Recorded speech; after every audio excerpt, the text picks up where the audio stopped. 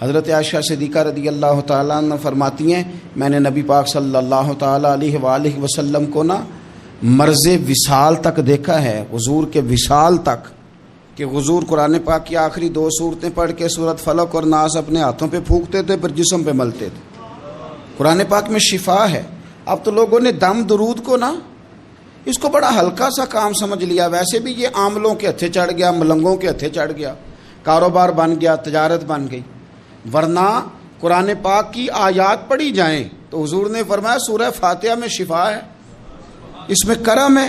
یہ چیزیں جو بڑی ہمارے لیے سود مند تھی، فائدہ مند تھی، ہم چھوڑ گئے۔ ایک بڑی خوبصورت حدیث ہے، سنیے گا۔ حضرت ابو سعید خدری رضی اللہ تعالیٰ عنہ حدیث کے راوی ہیں، بخاری میں موجود ہے۔ ارشاد فرماتے ہیں کہ ہم ایک سفر پہ تھے، واپس آ رہے تھے، ایک جگہ رات کو قیام کیا، سونا تھا، بستی تھی۔ بستی کے لوگوں نے نہ کھانا پوچھا نہ پانی پوچھا، کوئی ضیافت نہیں کی۔ آدھی رات کا وقت آیا تو ایک بندہ دوڑا آیا، کہنے لگا ہمارے سردار کو بچھو نے کاٹ لیا ہے، تم میں سے کوئی بندہ دم درود کر لیتا ہے؟ تو ایک صحابی کہنے لگے کر تو لیتے ہیں، پر تم نے چونکہ ہمیں کھانا پانی تک نہیں پوچھا، تم اگر دم کراؤ گے تو مفت نہیں کریں گے۔ بخاری پڑھ رہا ہوں، پیسے لگیں گے۔ کتنے پیسے؟ بکریوں کا ایک ریوڑ پورا۔ شارحین نے لکھا 40 بکریاں۔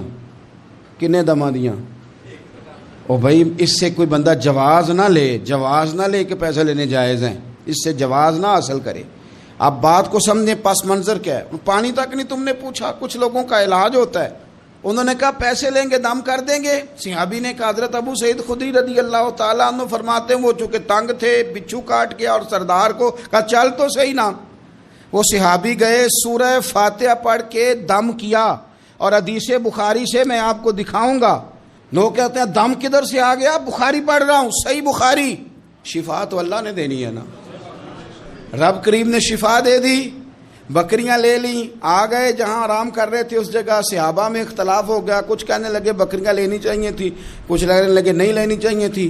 حضرت ابو سعید خدری رضی اللہ تعالیٰ عنہ فرماتے ہیں پھر ہم نے فیصلہ کیا چپ کر کے سو جاؤ، صبح حضور کی بارگاہ میں جائیں گے۔ اگر کریم نے کہا لینی چاہیے تھی پھر تو موج بن گئی، اور اگر کہا نہیں لینی چاہیے تھی تو بکریاں ہانک کے واپس کر جائیں گے۔ مسئلہ کیا ہے؟ کہتے ہیں صبح گئے حضور کی بارگاہ میں، جا کے مسئلہ عرض کیا، یا رسول اللہ انہوں نے بھی پانی کوئی نہیں پوچھا تھا، ہم نے بھی کہا دم کریں گے تو پیسے لیں گے، تو ہم نے یہ بکریاں لی ہیں۔ شارحین لکھتے ہیں 40 تھی شاید، تو یا رسول اللہ اب کیا کریں؟ حضور مسکرانے لگے۔ جس کے گچھے سے لچھے جڑے نور کے، ان ستاروں کی نزہت پہ لاکھوں سلام، اور جس کی تسکین سے روتے ہوئے ہنس پڑیں، اس تبسم کی عادت پہ لاکھوں سلام، اور ان کی باتوں کی لذت پہ بے حد درود، ان کے خطبے کی ہیبت پہ لاکھوں سلام۔ حضور مسکرانے لگے، اور مسکرا کے پوچھا اچھا پڑھا کیا تھا؟ یا رسول اللہ سورہ فاتحہ۔ فرمایا سکھائی کس نے تھی؟ کہا یا رسول اللہ آپ نے۔ فرمایا پھر آدھی بکریاں میری ہیں آدھی تمہاری ہیں۔ پر میرا